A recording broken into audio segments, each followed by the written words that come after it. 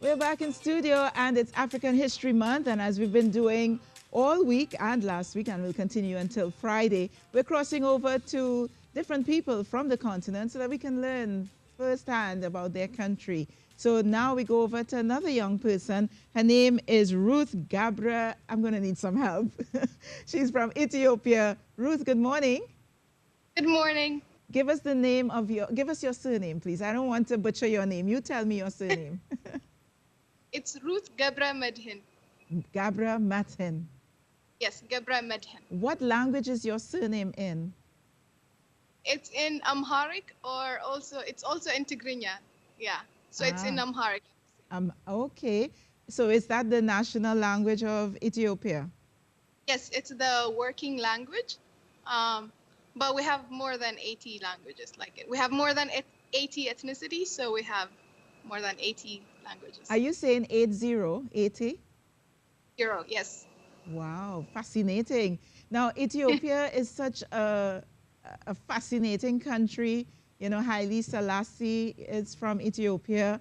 Tell us a bit about Ethiopia that we wouldn't know about.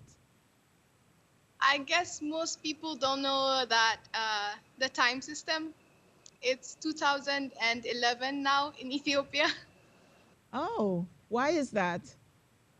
We follow our own kind of calendar because we believe Jesus came a bit later, I guess. Okay. Yeah. Oh, that's interesting. So it's 2011 in Ethiopia.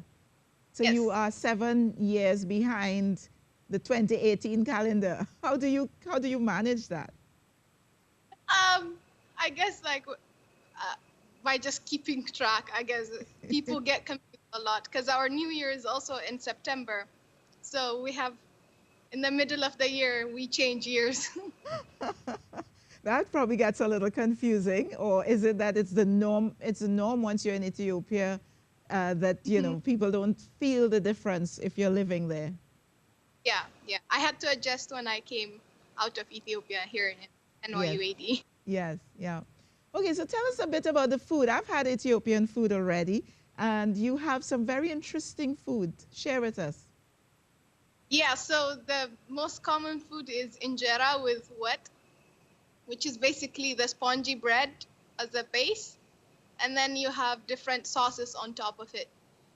And yeah, Ethiopian food, I guess, is famous for being different and tasty. But it's also very vegan and vegetarian friendly because we don't eat a lot of meat on daily basis. Ah, okay. Yeah. So you eat more vegetables, fruits and vegetables in Ethiopia. A lot of peas and chickpeas and yeah. Ah, okay. And in terms of your temperature, your weather, what's the weather like in Ethiopia? We have like, let's say 10 months of kind of dry weather, and then we have 2 months of rainy, wet weather. Ah. Yeah. So it's, and then temperature is usually 20s, and then if it's raining, like low 20s or 17, 18. And that's Celsius, so it doesn't really get very hot like it would get in Trinidad and Tobago. No, it doesn't get very hot. It's a highland, so it usually is colder than hot. Yeah. And very windy. And what's the main religion in Ethiopia?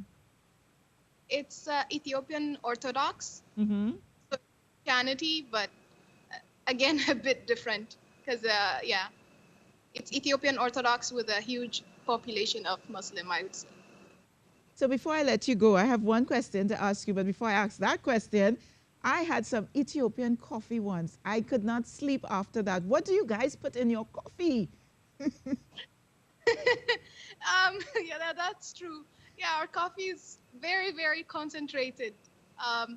Basically, almost like very little water, and the coffee itself, the beans are very strong. Yeah.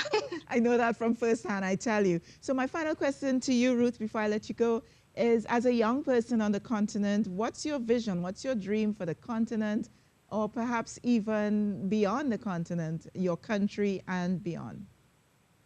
I like, my vision is for unity because I see a lot of division, let's say, a lot of extremes where people are not willing to compromise.